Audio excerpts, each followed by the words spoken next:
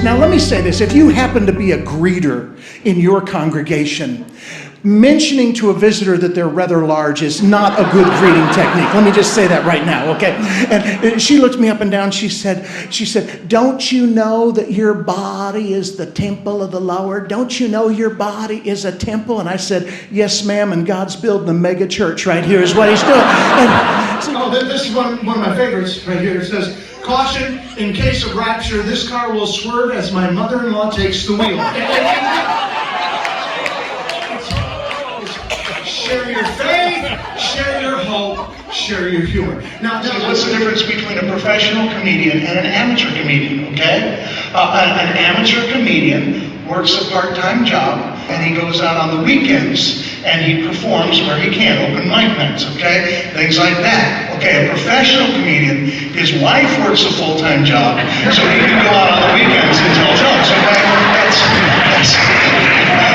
I'm glad you're here. It's great to be back with you. Thanks for having me back. I think this is my third or fourth time here, so God bless you so much. And before I do this, let me explain a couple of things, because these folks right down here, wonderful folks, they said, we really liked you when you were here last time. And I said, well, thank you. They said, are you going to do the same jokes that you did last time you were here? To which I said, what jokes did I do? And they said, we can't remember. So I said, no. I actually died in Butte, Montana 2.5 years ago. Died, flatlined, okay? Not beep, beep, beep, beep, beep, but beep, that one, okay? And the worst part about it was, the week before, I was at a conference with the guy who wrote the book, 9 Minutes in Heaven. Have you heard of that book, okay? And he was there. He took about 3 hours to tell us about his 9 minutes, so I think he might have been embellishing a little bit. And his experience was completely different than mine. He goes to this big room. It's filled with family members and disciples. He gets to meet Jesus. The whole time he hears this beautiful angelic choir singing. The room is filled with bright light. Then I die. My experience is completely different. It was dark. I heard Leonard Skinner playing. And I saw a picture of my mother-in-law, okay? So along the road of my comedy career, 32 years now, hard to believe I made a living for 32 years with it. And yeah, thanks for the applause. Beautiful. No, it doesn't count if I have to force you to do it. Along the way, you do some other things. I have worked some crazy jobs. I was a musician for a funeral home for a while. Yeah, well, they need musicians, right? And so a lot of times people don't have friends that play, and so at funeral home they want a special song, and so I would go in and I would play the song for them. And the hardest part about it was when you would meet the family and they were not religious at all, but yet they somehow always want religious music at the funeral. Like somehow God's going to go, he lived like hell and the devil, but, at his funeral they played I Can Only Imagine. Never mind, okay? I don't understand. So I'd be back there in my mind, I had different versions of different songs. So I had the Christian version, and then I had, the secular version that I would think in my mind, I can only imagine what it would be like pushing up daisies filled with formaldehyde. You know what I mean? The secular version of it. And I did that for a while. I love to do that. I worked for a card company for a while. People, they don't write themselves, okay? People come up with the slogans on the front. In fact, you probably knew me long before this church has known me about 4 or 5 years now. You knew me 30 years ago when I was writing for that particular company. You probably, think about this, and it's cool, you probably had cards in your house that I wrote, and you didn't know it. And you're saying, okay, what card, Mike, okay? Here's one, I bet every one of you had this one. I wrote a card that said, thank you. Okay? That was me. I did that. Thank you. Okay, thank you. Also, thank you very much. Okay, I did that one. Okay? How many remember thanks a lot? Okay? That wasn't me. That was another guy. Okay? And he wasn't a good man. I don't think he put his heart into it all the way. I tried to be a songwriter. Back in 2017, I got a Dove Award for Comedian of the Year. And the only reason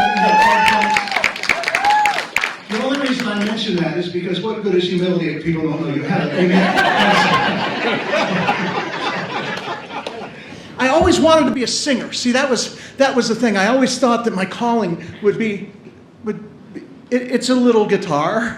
People are looking up here right now going, whoa, he's huge. Okay, it's a little guitar. Okay.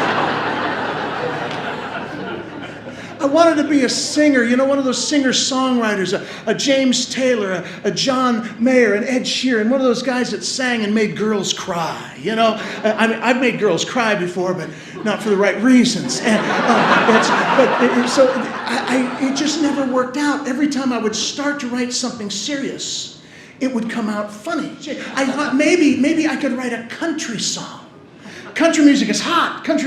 Where's my country music fans? Okay, right. It's huge. It's huge. Okay, and I thought I'll write a country song, but I realized that I don't have life experience to write a country song. Good songs are written out of life experience. Okay, I've never pawned a gold tooth to get beer money. Okay, I've never set fire to a double-wide trailer. Okay, I've never appeared on live PD shirtless. Okay, I've never had to bail my mom out of prison. Okay, you know what I'm saying? I can't write a country song. And I thought, well, then maybe I could go into acoustic rock. Okay, I've got an acoustic guitar. I know how to rock. I thought maybe I dug deep into a relationship, because that's where great songs are written out of.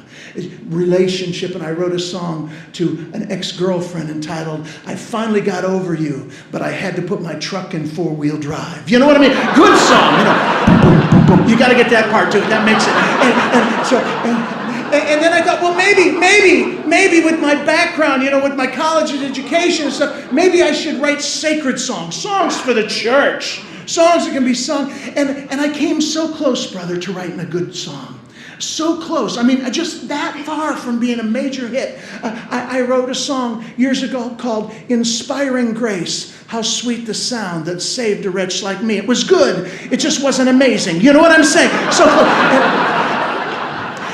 And more recently, I wrote a song called I Can Only Envision. Take your time, folks. Some of these you'll get on the way home, okay?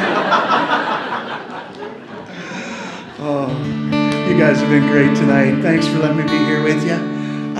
I've written 180 comedy songs. Yeah, woo, yeah. Woo, that'll buy a Pinto wagon. Yeah. Used with rust, yeah.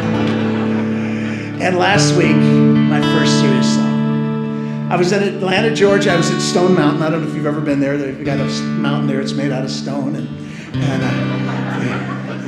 my family and I were standing out there, and there is this big eagle flying across the face of this mountain.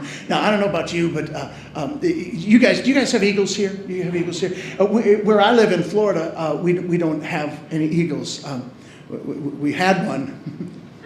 Tastes like chicken, but anyway.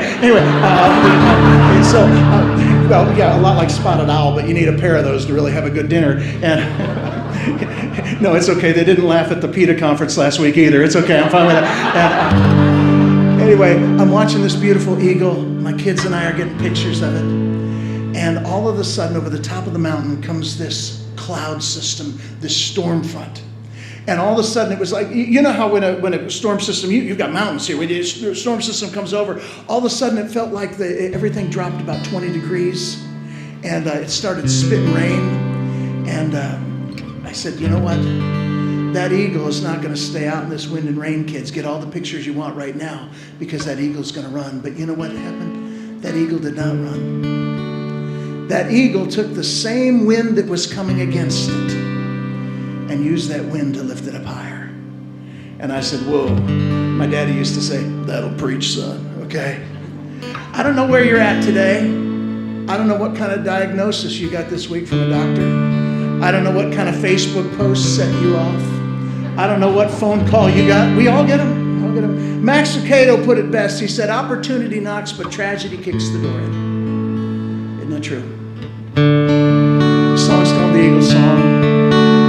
To encourage you to take that which is coming against you, no matter what it is. And as the rain began to fall, and just tried to put into words exactly what that eagle said to me, it goes like this.